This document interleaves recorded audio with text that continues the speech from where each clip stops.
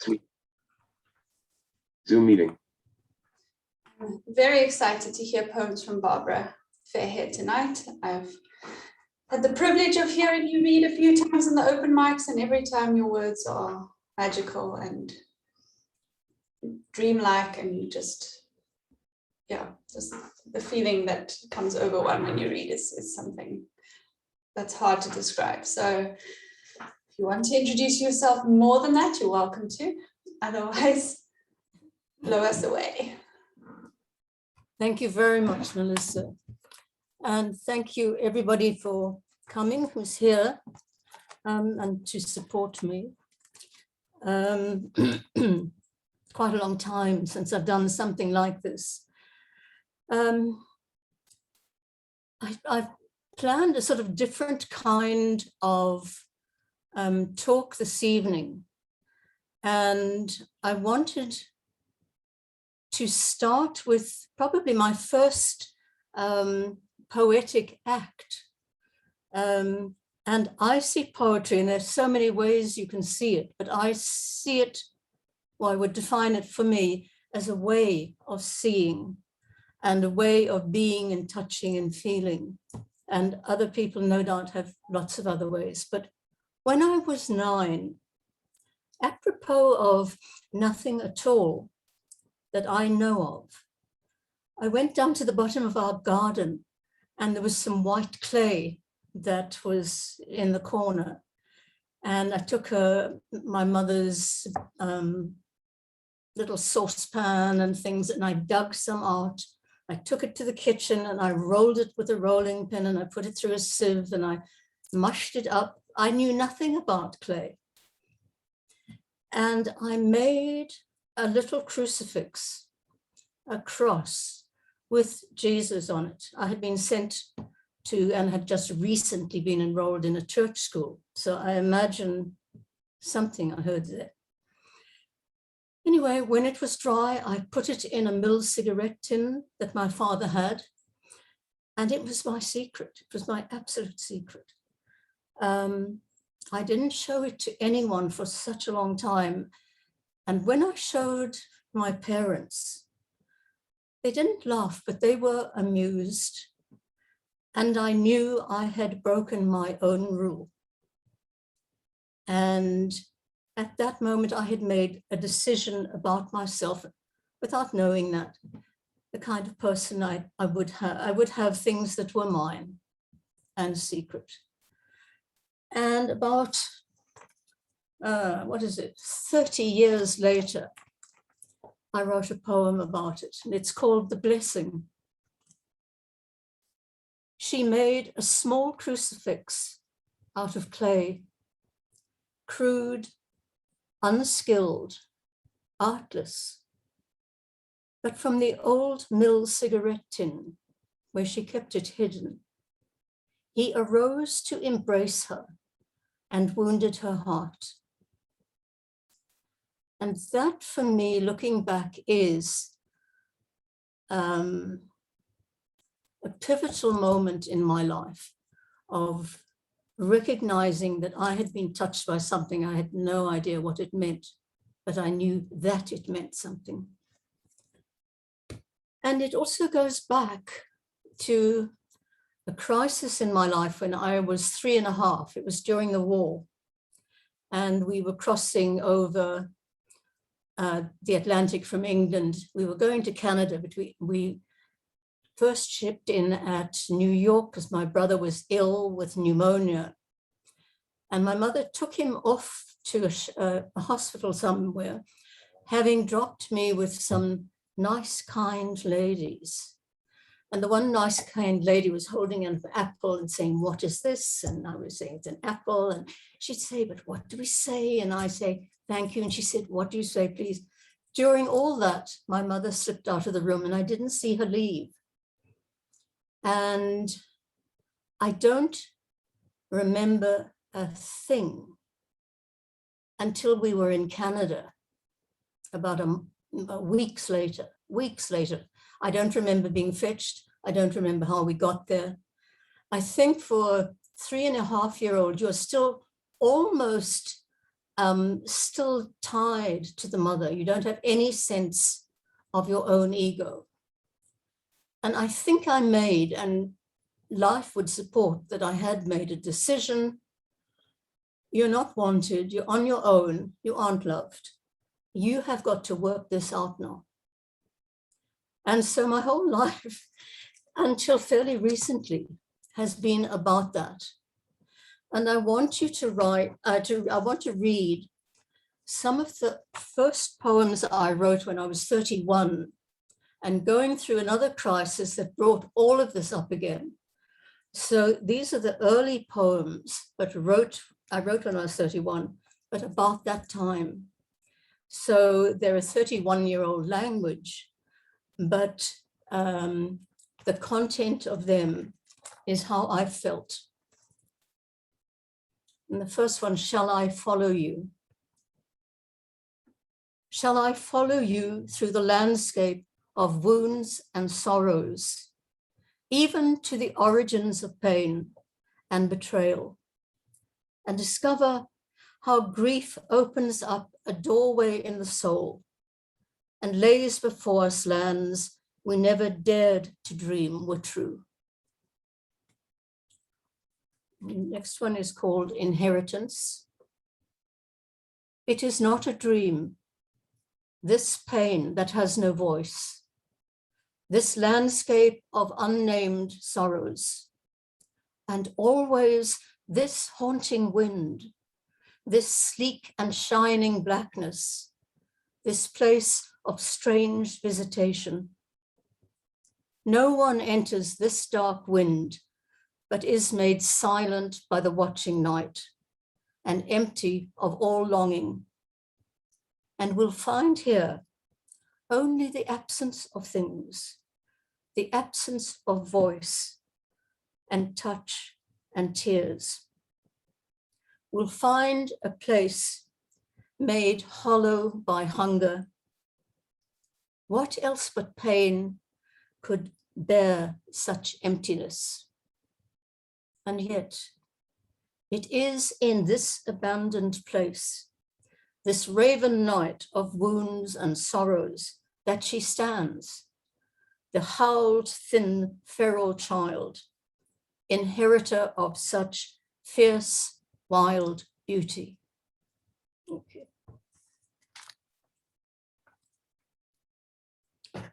This one is called The Flame. Now, only my intuition remains, this last call to mission. I am stretched out on the dark earth and staked like a cowhide, thin almost to breaking, crucified upon the cross of reason and the deep well of vision. I am drawn into this dark mystery, this unholy flame, drawn or driven by my hunger, just wants to know your face, just wants to know my name.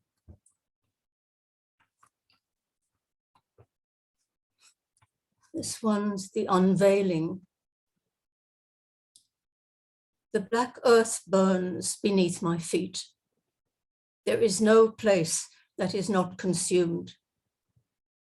The holy bush lifts its flames to the heavens, and the sky is empty of tears. How may I walk in such a land where the white fire brands my soul, where the brutal uncoverings of desire wounds me even to the bone?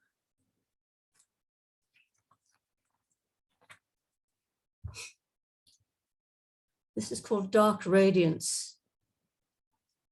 The cry of this child calls me to a naked shore, returns me to a place that is empty of footprints. Again and again, I come to this place, looking for the child dressed in blue. There is beauty in this dark emptiness, these black and shadowed caverns of soul. And now a raven moon calls up a tide of old bones to rattle into strong song the broken fragments of memory. And this is the last of those early ones. It's called Gravid.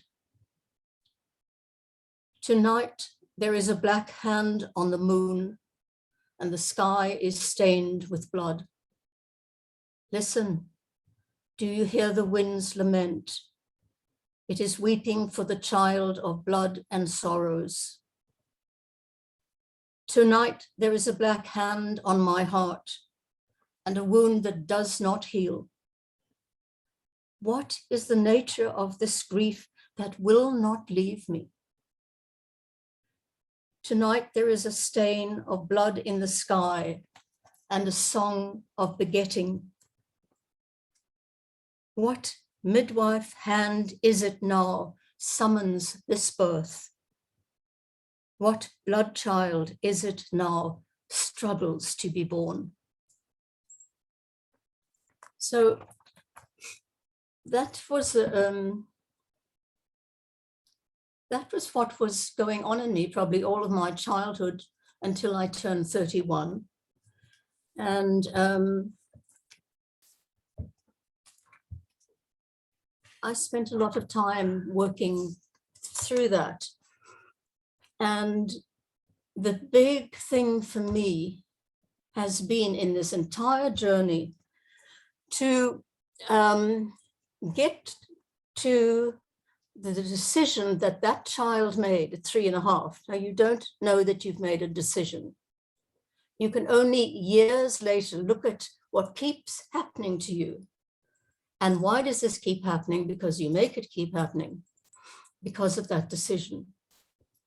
And the decision was, I'm alone, I'm not loved, I need to do this all on my own.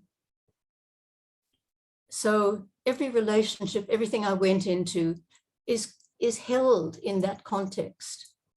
And it's quite something to get out of it again.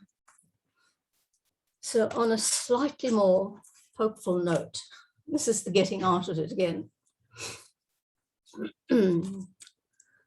This is much later. This is after I turned 31. This is called The Matrix. This year, I took a fateful step out of the matrix, and with the turning of my face, shattered the remnants of that constricting mold. I took a step out of the house that has grown me, that house of orthodoxy, which, however elegant its desire to protect its own, ultimately destroys us.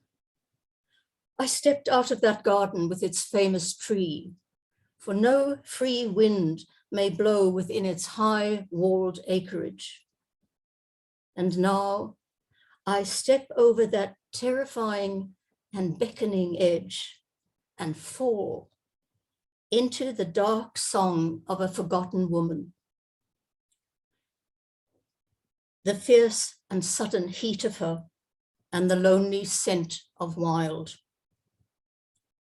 I do not have the words for her song, that ancient longing that murmurs just beneath the threshold of memory, but I have the breathing of it, a sweet breath that breathes me, pink tongue panting, animal eyes lazy as dreaming, and slit-lidded against the glare of heat and thorn, a sleek animal, naked, female, with the blood heat on her, waiting for the black wind. So there's a very big change that it takes a long way to fight your way out of a context that you yourself have built, and to find out who you are.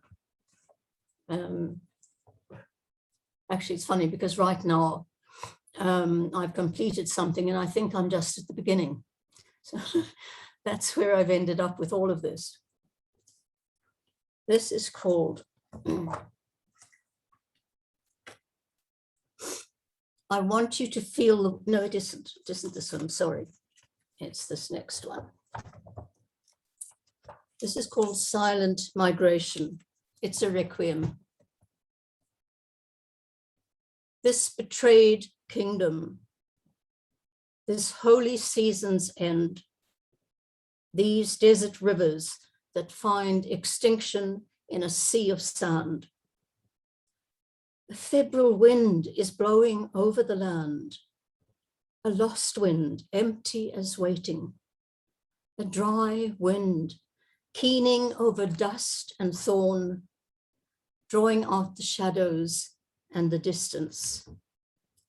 And the great herds that imprint their souls in the tracery of their migrations, the rank, the ritual, the blood, the breath, the unwritten covenant with death, all this will pass.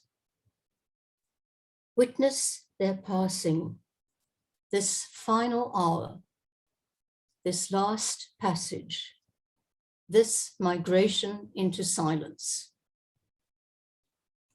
Last light on Eden, does Eden know this? Last light on wilderness, on a clean and savage law. Last light on an order that is older than memory. Last light on Eden. Witness their passing, this final hour, this last passage, this migration into silence. That's written decades ago. And as much as it may or may not point to the outer world today, I find every single poem I've written, if I can retranslate it to myself, I'm talking about myself. So that is the feeling of what is happening in me. This is a poem called Totem. A square, blind shack of corrugated rust and iron, a cube of metal, a blank die the color of dry blood, stands alone on the shore. No windows mark the weathered flanks, no door. It stands as solitary of a wind at the very edge of a wind-blown and broken shore. Behind it, a vast and blinding ocean of iron, shimmers with heat and stretches wide its vast sprawl, oiled and pinned to the low-flying, undulating flats, like some totemic animal hide, strung out and nervous across the melt of countryside. And all around, denuded slopes stare their blind, unlidded eyes. And the unremitting wind blows the white sand bare. I'm sorry, this needs to be higher. Someone has set 2 pairs of kudu horns where roof meets wall, dark horns that spiral up defiantly to meet the sky. And the blood and rust flanks pant and fall, and a blind and corrugated face outstares it all. What proud spirit of Africa stands here facing east? What creature is it stands here bleeding dry rust? Stands alone, dark and raw and skinned. What powerful totem is it, leans its will into the driving wind? And this was along Baden-Powell Drive. And I think it was a shaman who was in there, and for some reason, it all disappeared suddenly. And I'm not quite sure why. But it was an extremely moving image.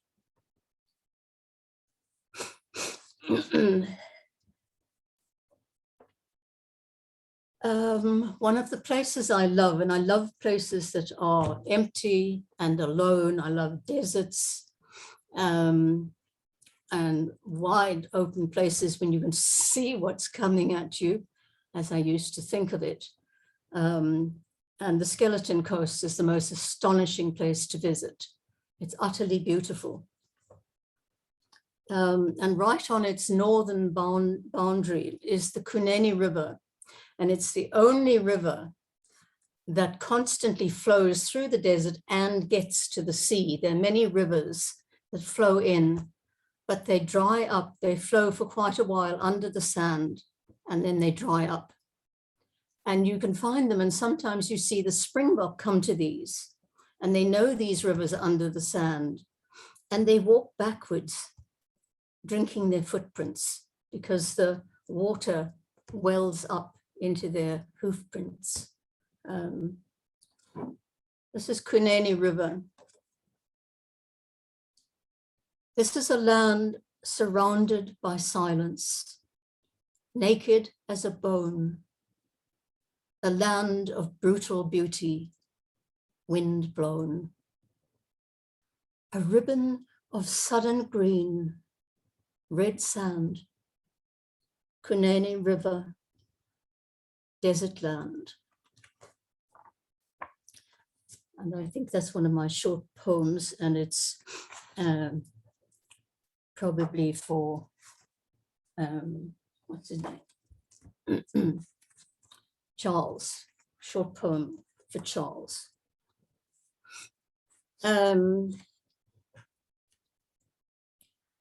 What came to me when we finally got to Canada and we were in a house, I started having a dream, and I dreamt it every night. And I was a little girl, and there was a tree, not very high, but there was a big, round, thick tree with green that came I could just run under it. I couldn't see the top and I couldn't see anything else, but there was a feeling of sort of hot. And I am running round and around and around this tree, and there's a wolf chasing me round and round. I never get away, and he never catches me. Eventually, a whole lot of things happened. I was in a little kiddie school play, and I was put in a wolf costume, and nobody would sit next to me. I mean, it's absolutely stunning how the world will contribute to your story. But I have had dogs and wolves of some kind all around me and speaking to me. And they're in so many of the things I've written and made. This one is about a real half-wolf I had. The last wolf, the last word. She was the last wolf. Brindled coat, a haunting white face. Her name was Alaska. We met 13 years ago. Now she is gone. He brought flowers the day after she died. 2 full-grown irises in the bunch. I will remember them and him. But that is only one way of telling the story. We first met in 1942 in Canada during World War II. I was alone in a dark room, and she came to me. We have walked together for 77 years. Now we walk on beneath the northern wheel of heaven. Vast white spaces, pristine snow and forests, walking wild, following the one true star. And we have Jacques' guide dog who's growing old and sweet and funny, but I really miss her so much. I need a tissue. Hot.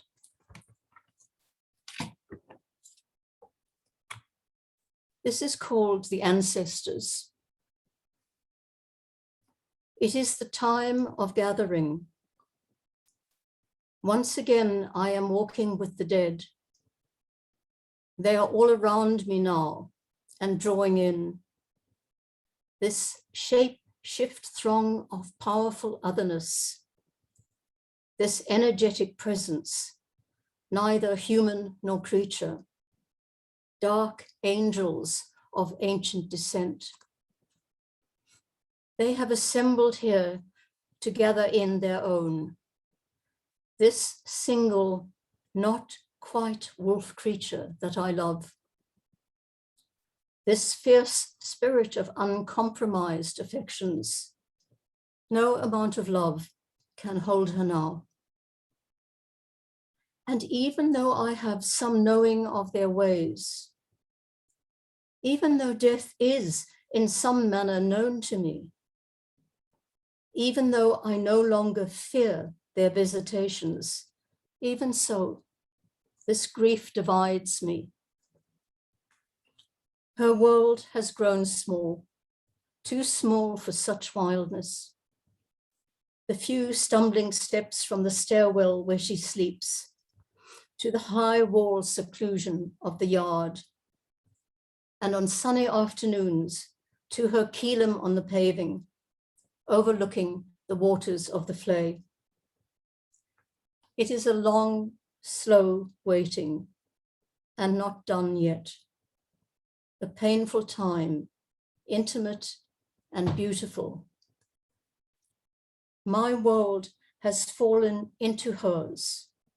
I stay close to her now, listening to the light, listening in the transience of each timeless day and the bittersweet passions of memory. That was not Alaska, that was a previous wolf kind of dog I had.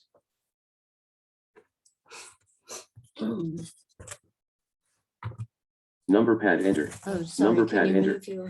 No selection menu. Sorry, No that's selection me. menu. Sorry, Suda. This is called Obo.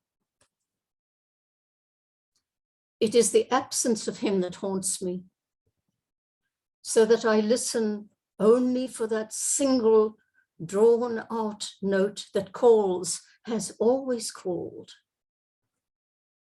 that echoes in my brain like a madness, so that I long for that uncorrupted solitude, to feel that fierce wild eye upon me, feel it pierce me through and through, a wound to cleave me from the too much world.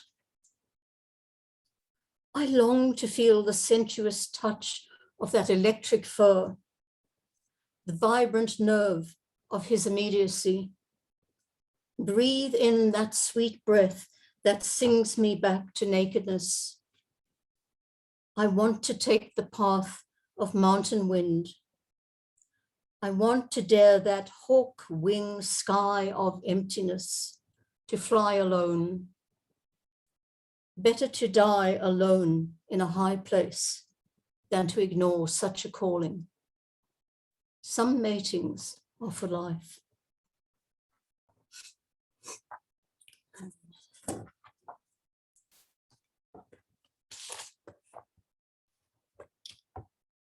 I was reading something, I was looking up something for one of the books I was writing, and I was looking up about heresy. And the person writing about it says, the heretic is the person who thinks. The rest of us, or whoever, remember and think we're thinking. But when you dare to break out of the box, and most of the incredible inventions in life, like flying and like medicine and things, have happened through some heretic or heretical act or thought. So this is called the Heresy. Tonight, the veil is thin that separates the worlds, and the country of the dead seems close to me. Tonight, I almost see her face, the white mask, that piercing stare, and feel just beneath my skin the pricked and prickling strand of hair, and her wild and arctic silence steal through me.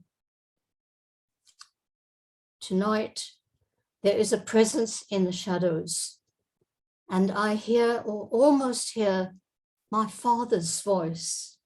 So close it seems, I could reach out and touch its resonance.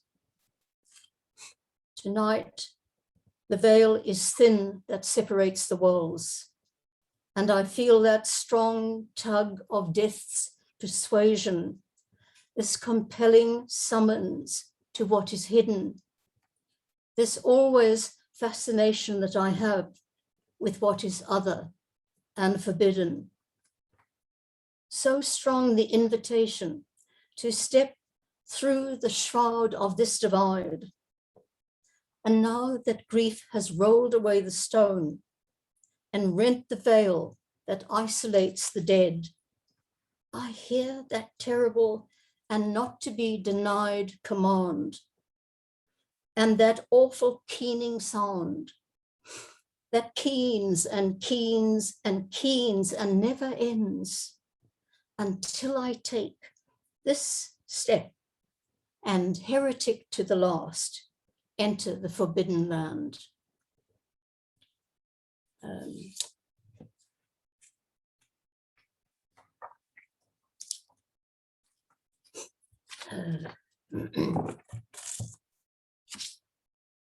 This is called Testament.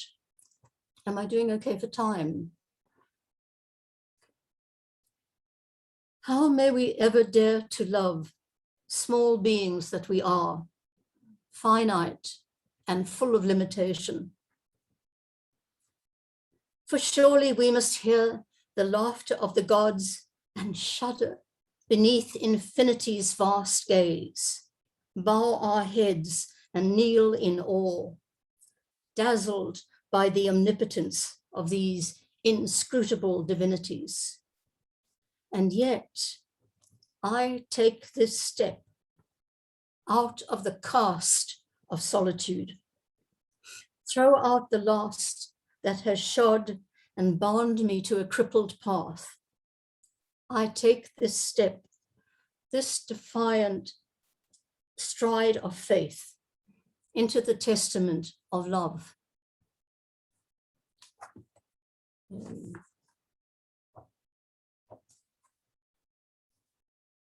It was not something that was widely known in my family. What is it? Right. This is called Right, R-I-T-E. I need my wildness now to find that holy intuition, unburdened by the weight of self-imposed shackles or what the world may think. To step into the authorship of this one shining life, which is the right of every living thing, and to relinquish all desire for mercy.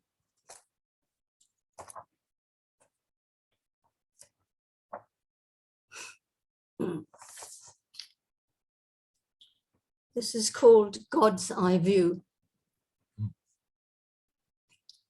I stand now close to the ruin of my days, while dark birds with their too wide open eyes fall from the sky in urgent and unpatterned flight. What is this too fast heartbeat of the world? What animal is it, beautiful and terrible, now rests itself once more from sleep? And these dark emissaries with their unshuttered eyes, what do they see from that place, that high blue flight? How the web of things trembles on the brink of night.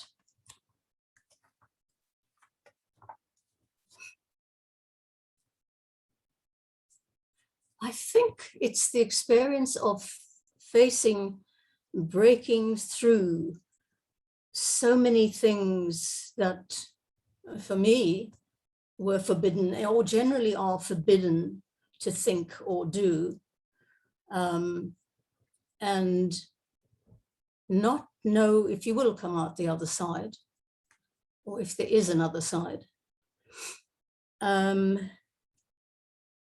But there's a kind of a calling, something, a sort of imperative call that makes it impossible to resist. So it has been a beautiful and painful and very powerful time for me.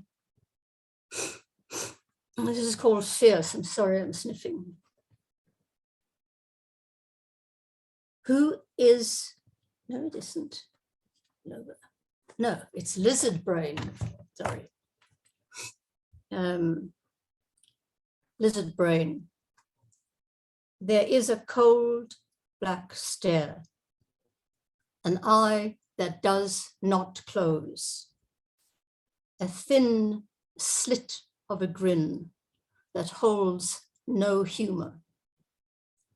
The old lizard watches from his cold keep just beneath the cave of reason. Where are we now with all our letters and our conquests and our fail-safe strategies? What will it take for us to own this hidden face, to grasp that there is nothing more dangerous than an exiled rage, nothing more powerful than the unknown?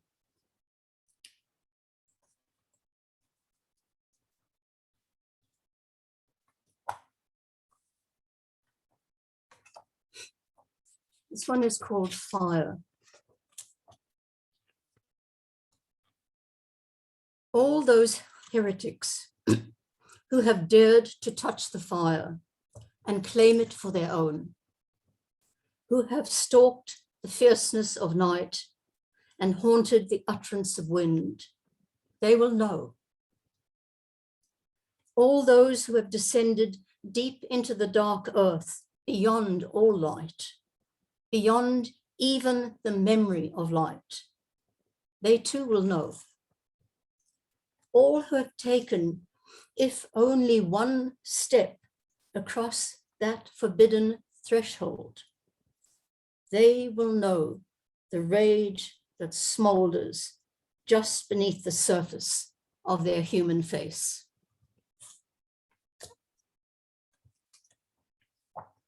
I will claim responsibility for that and not pin it onto anybody listening.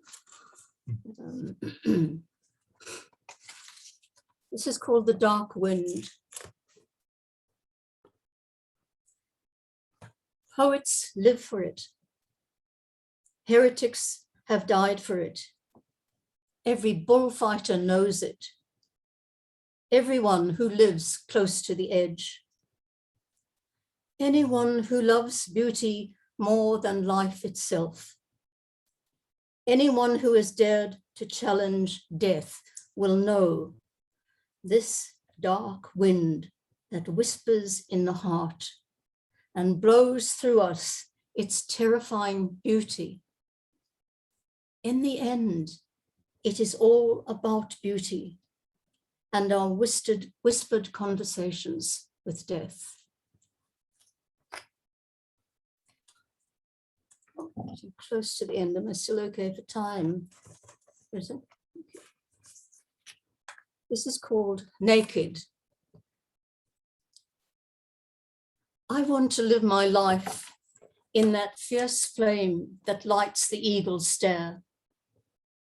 Open my heart to the wildcat's scream. Fall to the dark earth like a star. Offer all that I am to the cutting flint of crucifixion. I want to run naked as desire over dark hills and drown in starry nights of wonder. I want to breathe this splendid rage into my blood, into my bones, into the haunting seas of memory.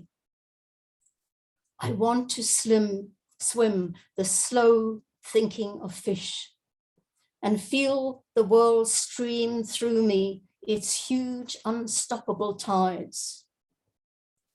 I want to walk beneath the raging branches of the storm, hear the rattle of bones lost to the wind.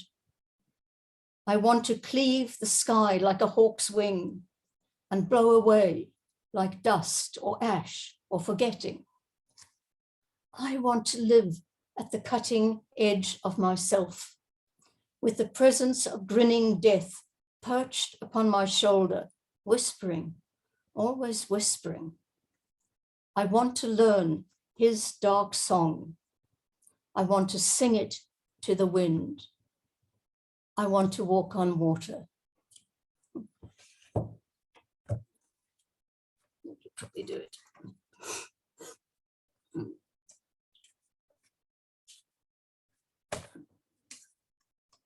Right. This is the second last one.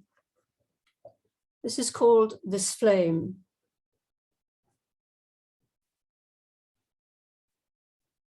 No, I've read it before. So it's on the last one.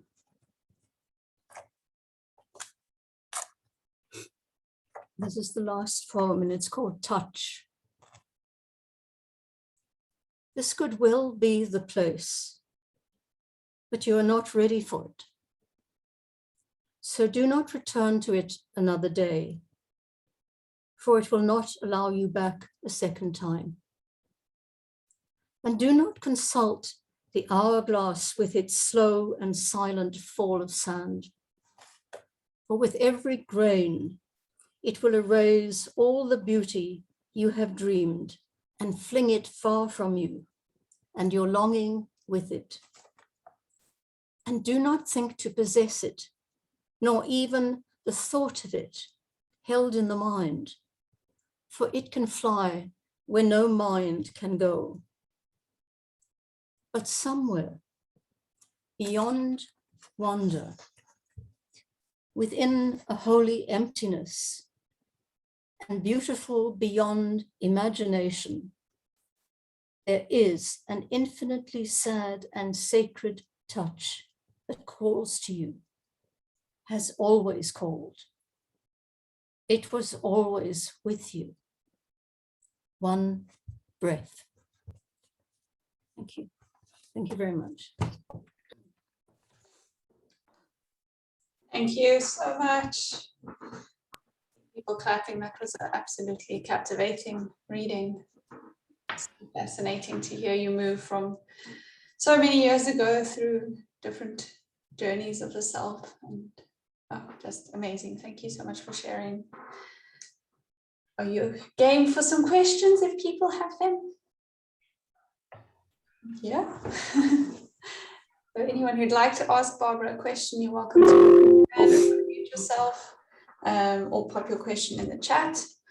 My question would be, what's it been like looking back at past poetry, and are you like editing poetry you've written in your 30s, or are you just revisiting it as it was? No, the very, very early poems, some of them begin with things like, I am lost in the darkness of the darkness. I mean, they are so bleak that I'm just allowing them to be there, but they were necessary. And I find that poetry is the most incredible way for me of finding out what it is I am feeling, because I find it very hard to write down something, to make a lie in poetry. So a few of my poems, very few I've done an edit, more often I've just thrown them away because I'm in my head. And then, of course, when we started making music, I started writing lyrics. So I have a whole lot of lyrics as well. And it's a very different experience writing lyrics to poetry. You have a different language, for one. You don't use words like indiscreet or consideration much. And also I was writing knowing that Jacques would be singing the words. So I had to imagine myself to be a man, that would it make it appropriate for him to say these things. So it's quite funny sometimes listening back. And also I can't write anything unless it seizes me. Jacques can sit down and say, I'm going to write a poem, and he writes a poem. I don't know how you do that. I went to a writing workshop once, and we were told to write something about my childhood. And I was in standard 2, you know, it's absolute rubbish. So I do have to be inspired by something, and it has got to be something that I will stand by and I believe in, even though it is heretical or whatever. Yeah. Does that answer? Yeah, that's wonderful. I think Winnie had unmuted herself. You want to ask something? Or anyone else? Is Jacques, is that you putting your own hand up? Go for it.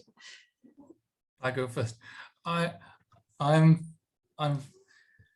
I'm fascinated by what you say about not being in your head when you write, because I think most of us were taught that poetry is quite an intellectual thing. You know, you spot the metaphors, you work out what they mean. And listening to your poems, I get the feeling that it's exactly the opposite. Poetry is the thing that can save your life. Do you want to say just a little bit more about not being in your head when you write and why that's so important? Well, I suppose it's not that I don't have a head and I can't at times be rational or understand things, but right.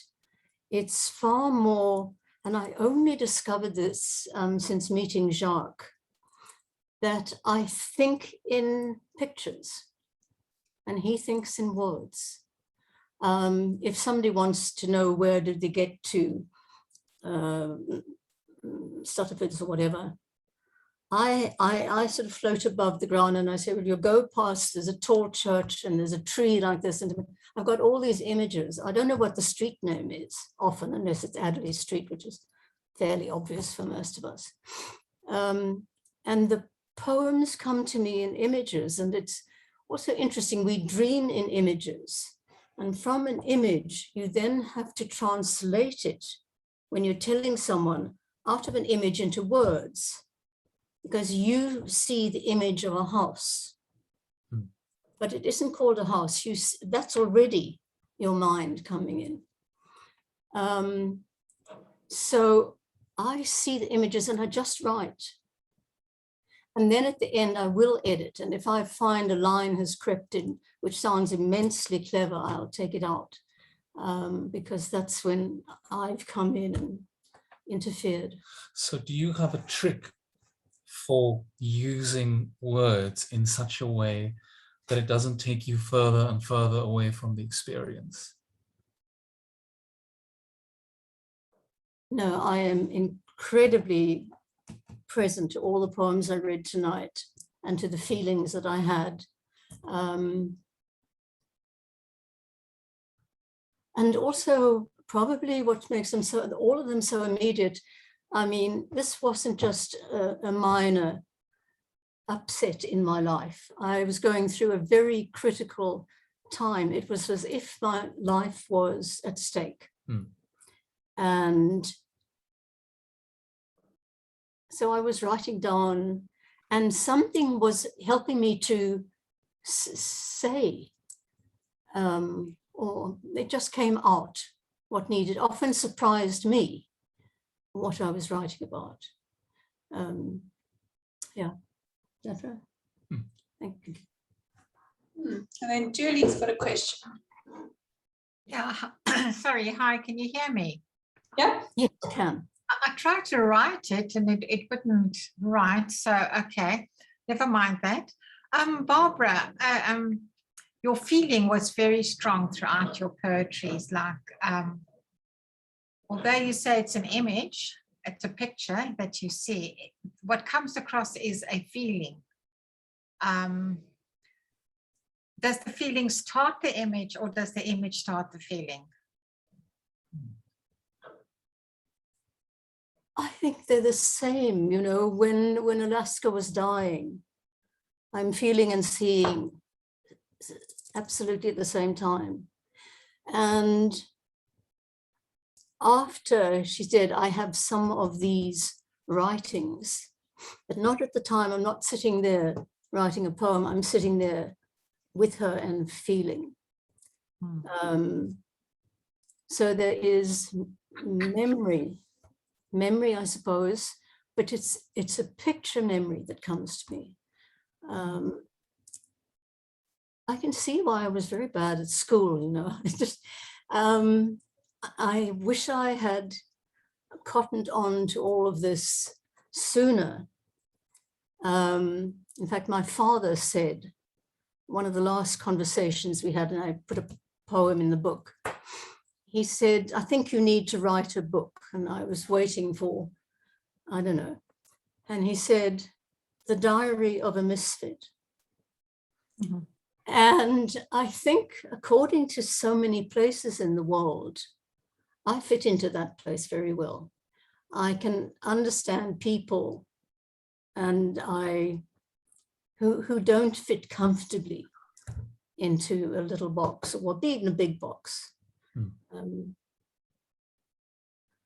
And so I don't know if I've answered your question exactly. Yeah, it's quite interesting though that your image and your feeling are so intertwined. It's not a starter, it's the actual being almost. And relating to that, I'd like to ask you about your picture and your feeling as a 3.5-year-old. Did you see yourself again as a 3.5-year-old with this apple?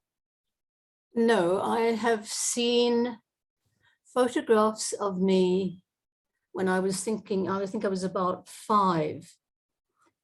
And there's a photograph that my mother had taken of me, and I'm wearing a little blue dress. And she, because I think she wanted a little girl with golden hair, and I had brown hair, had these golden locks, which I never had. But the child in blue is an image that keeps coming back to me. And it's more than that photo. It must have been experiences in that dress. I can remember the dress, things like that. Okay.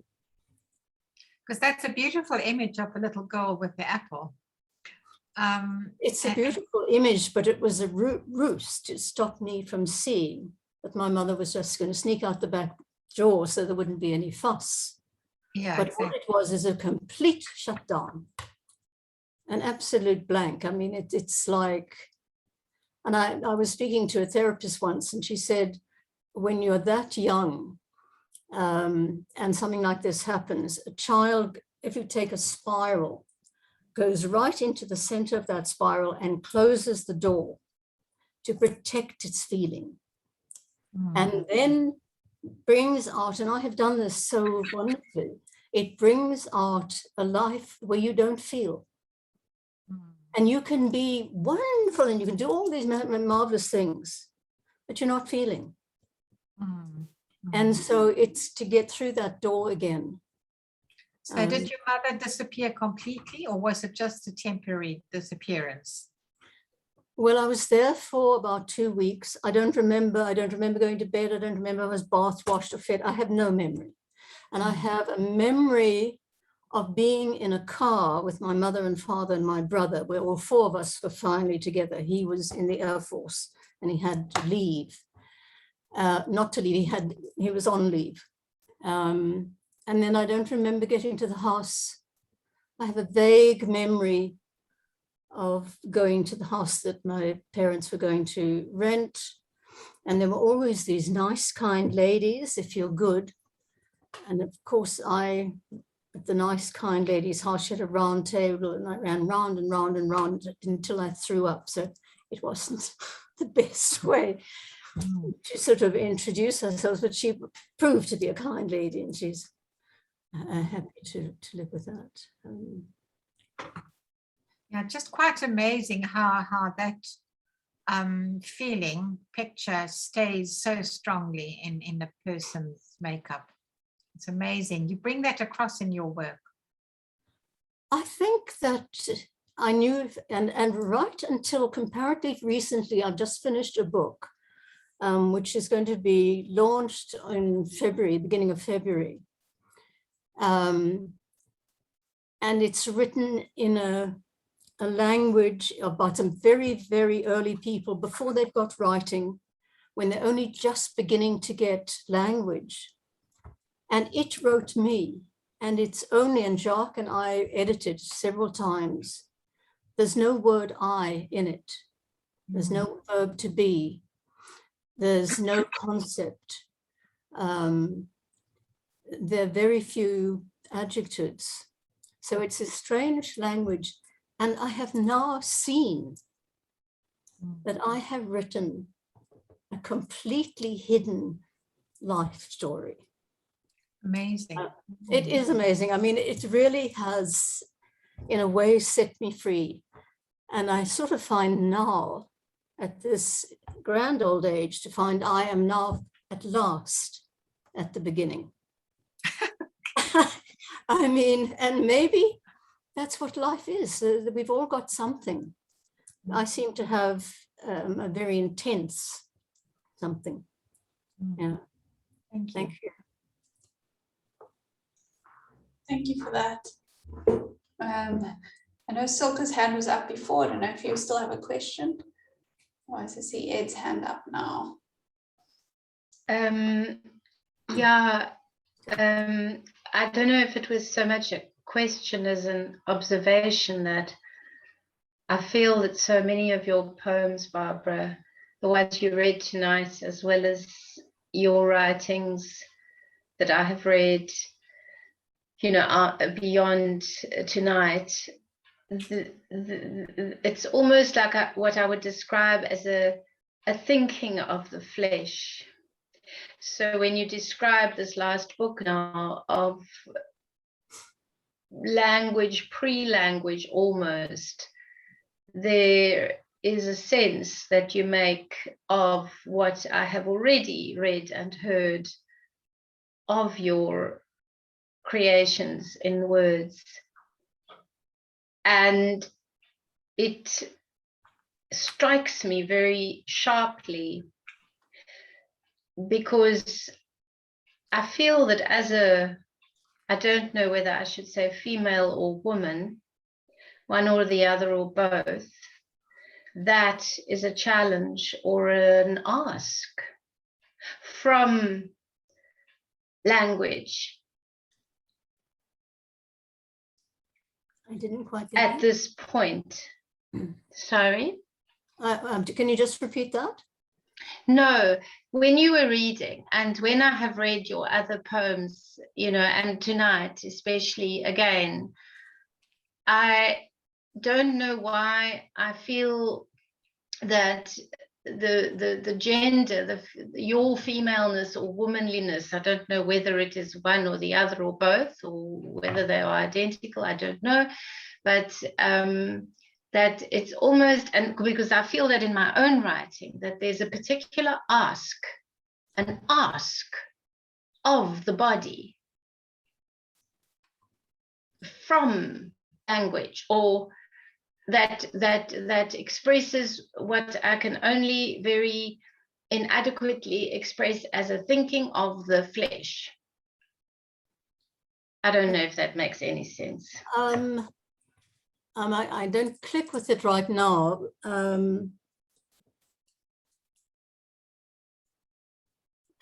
Well, first of all, one of the things that has been in this journey at being very alone in my family and in every time, there's a very strong masculine side to me, because it had to be, because I was looking after myself and I had to know how to be efficient and do things.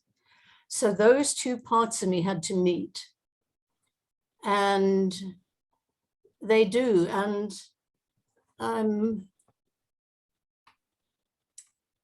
but to get to the, I know mind, I know I can talk mind. I could sit now and give a phony idea of what I think I'm happening, but the best way I can say it is this latest story and the poems I really love.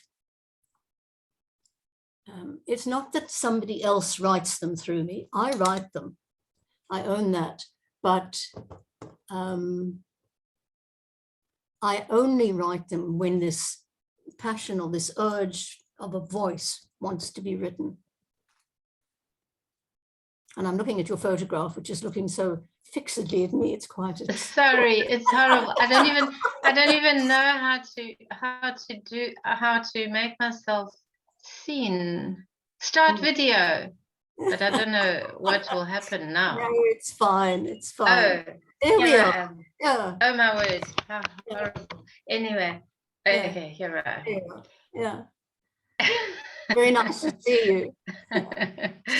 It was absolutely wonderful to see and hear you, and still is. Yes, thank you. Thank you, Silke. Thank you. Ed, would you like to ask your question? Hey, hello Hi, everyone. Hi, Barbara. I thank you very much for such a generous and moving reading. I wanted to pick up on. I noticed you had a particular narrative, a particular thread for your reading, and I enjoyed that.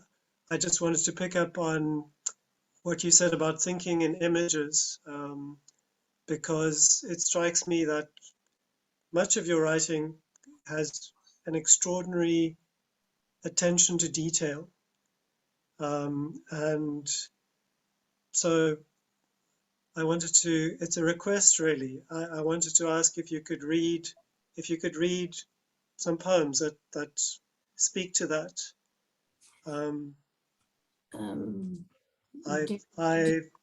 No one.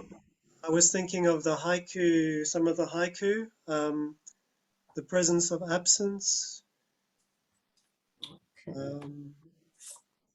It's a rather, this is what I'm publishing at the moment.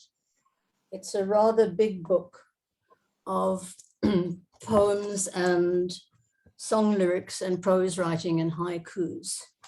So it's got a long index. I can read some haikus. Sorry to put you on the spot.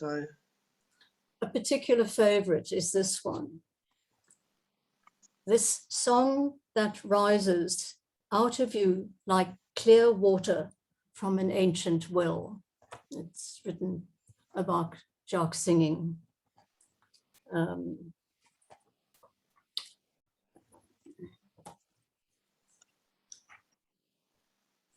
new voice. A new voice. To know at last this song breaking within me, passionate and sacred, and the earth rushing up to meet me, and the dark ibis overhead sounding his harsh cry, calling out to me to follow.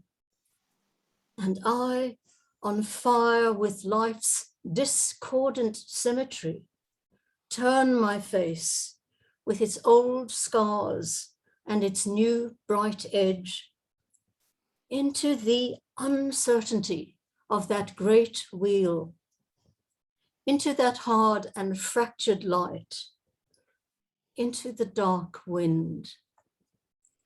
when I was reading through the book to choose this, and in this book that I have just written, I'm surprised how many times wind comes up. And the book, it's called Rio Abajo Rio, River Beneath River, which is, if you take a story like the Garden of Eden or Little Red Riding Hood, it doesn't matter. You hear a story that a child would hear and relate to. In fact, and Little Red Riding Hood is told not to leave the path and all that.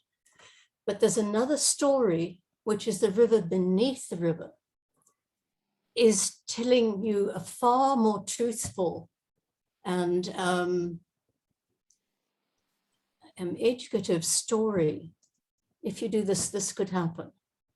So it's presented to us. We have so many of them, and we stay at the concretized literal meaning.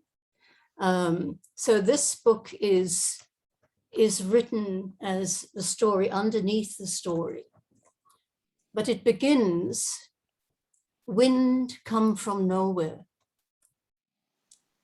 And this wind right through the book, everything else has an origin, but wind come from nowhere. If somebody tells you anything about wind, don't listen. They don't know. If you ask somebody who knows, they will say nothing. And it's wind come from nowhere. And that is that story's, now I obviously got a whole lot of wind in this book, but there's something about wind. And in the last book I wrote, which introduces a guy who is blind, and it was fascinating to be writing about the experience of being blind. And one of the things that the two of them, brother and sister, are sitting in a room and they're talking about the wind. And he says, well, I go out and I can feel the wind and it blows my coat open. And she says, but here we are, let me shut the window and I can shut the door. Now we can't feel the wind, but I can see the effects of the wind. So that kind of noticing, and it has been an extraordinary privilege, getting to know what it is to live, to live with, from living with somebody who can't see. How much, how very much we take for granted. You just have no idea, and how frustrating, you know, if you put something down here, it must be here. If it's there, it doesn't exist anymore. And there's some, anyway, that's getting away from the topic. Ed, I'm looking for a haiku. And the book is. I can help you with this. I've got my fingers in the book. I can read them even. Otherwise, I can direct you towards page numbers if that helps. Sorry, I've got an index, but somewhere.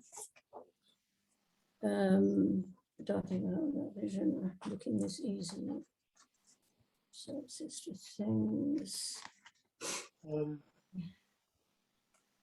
I was thinking about the presence of absence. I don't know if you.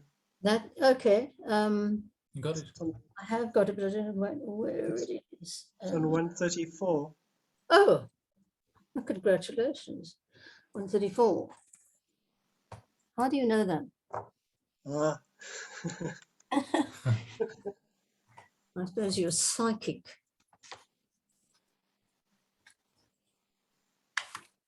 The presence of absence. And the first one is titled, I Look for Her in the Forest.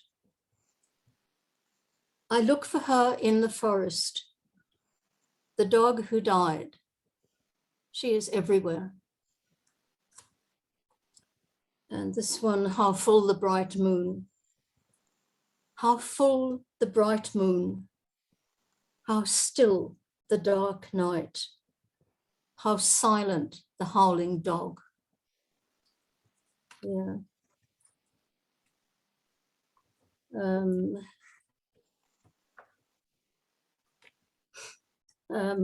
I don't know how much experience you've had of being in a very, very, very thick mist when you can't see the tops of trees, you can't see anything. But on my aunt and uncle's farm in East Griqualand, the mist in the evening used to roll down, and if you walked out, everything disappeared. And this is a haiku. Thick mist mutes the world, and still the small voice whispers in the white silence. Thank you, Ed. Is that okay? Thank you very much. Thanks. Thank you for that. Okay, I think, is there any last pressing question? Otherwise, we take our break before the open mic. Final call. No? Thank you so much, Barbara, for your reading, which was incredible, and then listening to you talk about writing and your work and all these things you're working on has been so fascinating. So much, Melissa. Thank you. Do you have any info to share about books and where people should look out for them in the current or future? Collie Hands-On Books is publishing it soon. Okay, It'll be next year. perfect. Awesome. Anyone who'd like to stay and read in the open mic, please stick around. We'll take a 5-minute break and then we'll be back at 9 o'clock, at 10 to 9.